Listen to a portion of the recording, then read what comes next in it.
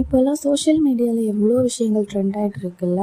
எவ்வளோ நல்ல விஷயங்கள் இருந்தாலும் தேவையில்லாத விஷயங்களும் அதில் ட்ரெண்ட் ஆகிட்டு தான் இருக்குது. ஆக்சுவலாக சோஷியல் மீடியான்னு இல்லை, எத்தனையோ விஷயங்களை நம்மளோட டே டு டே லைஃப்பில் கூட தெரிஞ்சோ தெரியாமலோ இந்த உலகத்துக்கு பழக்கப்படுத்திகிட்டு இருக்கோம், புதுசாக காமிச்சிக்கிட்டு இருக்கிறோம். ஆனால் நம்மள எத்தனை பேர் நமக்குள்ளே இருக்கிற நல்ல விஷயங்களை மித்தவங்களுக்கு காமிக்கிறோம். ஒருவேளை நாம் அன்பானவங்களா இரக்க குணம் உள்ளவங்களா இருந்தால் கூட எங்கே அதை மித்தவங்கக்கிட்ட ஓப்பனாக காமிச்சிட்டா நம்மளை யூஸ் பண்ணிப்பாங்களோ, மிஸ்யூஸ் பண்ணிப்பாங்களோ அப்படின்னு சொல்லி காமிக்க மாட்டோம். நம்ம ஜாலி கேரக்டராக இருக்கலாம், நல்லா பேசுகிறவங்களா இருக்கலாம், ஆனால் நான் இப்படி இருந்தேன்னா மித்த எல்லாரும் என்னை ஜோக்கராக பார்ப்பாங்க, ஸோ நான் கொஞ்சம் கெத்தாக மெயின்டைன் பண்ணணும். இந்த மாதிரி இந்த சொசைட்டிக்காண்டி நமக்குள்ளே இருக்கிற எத்தனையோ நல்ல காரியங்களை நம்ம உள்ளுக்குள்ளேயே போட்டு வச்சுட்டு தான் இருக்கிறோம்.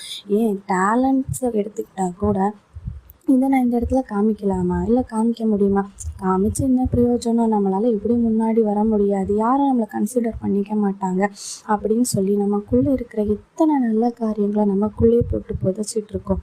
பிலிப்பியர் 4:5 பவுல் சொல்கிறாரு, உங்கள் சாந்த குணம் எல்லா மனுஷருக்கும் தெரிந்திருப்பதாக, கர்த்தர் சமீபமாக இருக்கிறார்.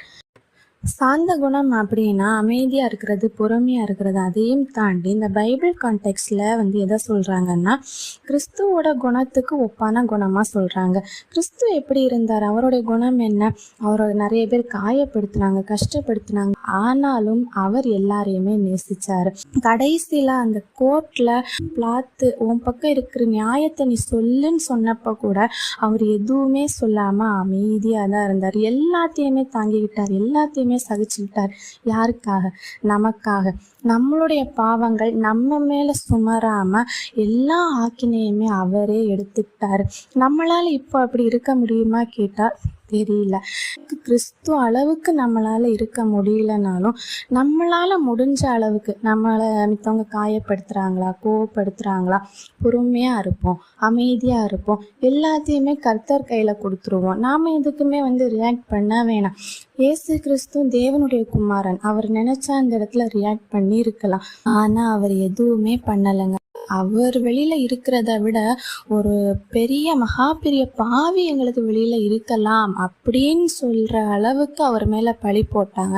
அந்த ஜனங்களுடைய பாவங்களை கூட தன் மேல தனக்கு ஆக்கினையா வர வச்சுக்கிறதுக்காக அவர் அந்த பாவத்தை கூட ஏத்துக்கிட்டு சிலுவையில பலியானாரு.